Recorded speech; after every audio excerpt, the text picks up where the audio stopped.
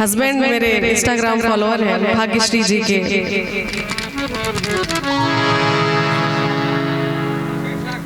बड़ा खूबसूरत गाना है मैंने प्यार किया मूवी का, और हमारे बिहार की कोकिला कही जाने वाली शारदा सिन्हा जी ने गाया है।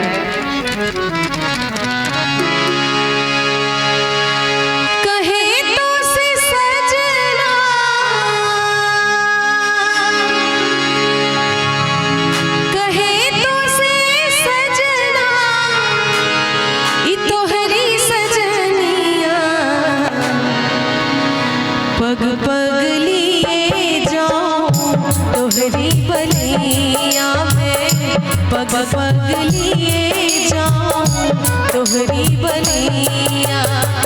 मगन अपनी धुन में, मगन अपनी धुन में रहमान सैया। पग पग लिए जाऊं तोहरी बलिया में, पग पग लिए जाऊं तोहरी बलिया।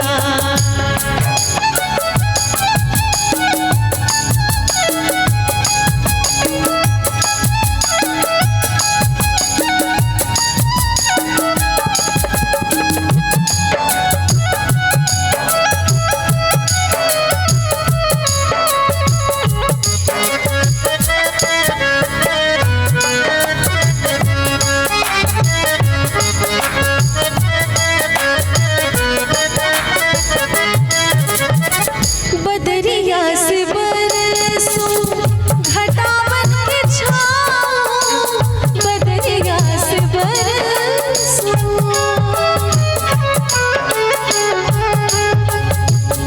हाँ बदरिया से बरसों घटा बन के छाऊं। जिया तो ये चाहे तोहे अंग लगाऊं, लाज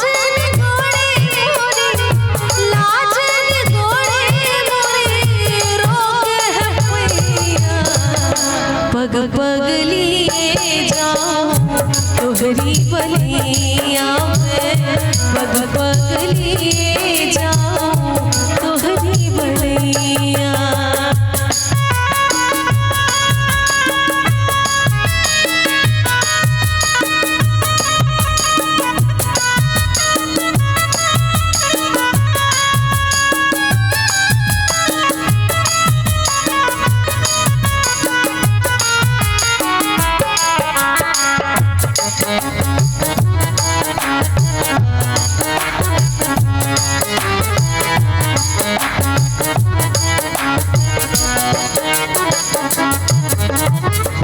मैं जग की कोई रीत न जानूं, मैं जग की कोई,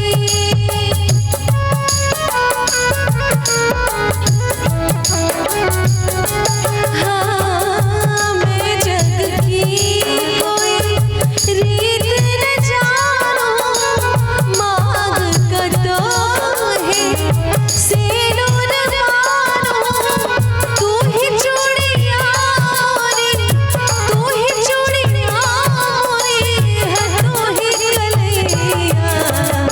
पग पग लिए जाऊं तोहरी बलिया में, पग पग लिए जाऊं तोहरी बलिया। कहे तो से सजना, कहे तो से सजना, ये तोहरी सजनिया। पग पग लिए जाऊं तोहरी बलिया में, पग पग लिए जाऊं तोहरी बलिया। मगन अपने धुन में, मगन अपने धुन में रहमान सैया। पग पग लिए जाऊं तोहरी बलिया में, पग पग लिए जाऊं तोहरी बलिया में, पग पग लिए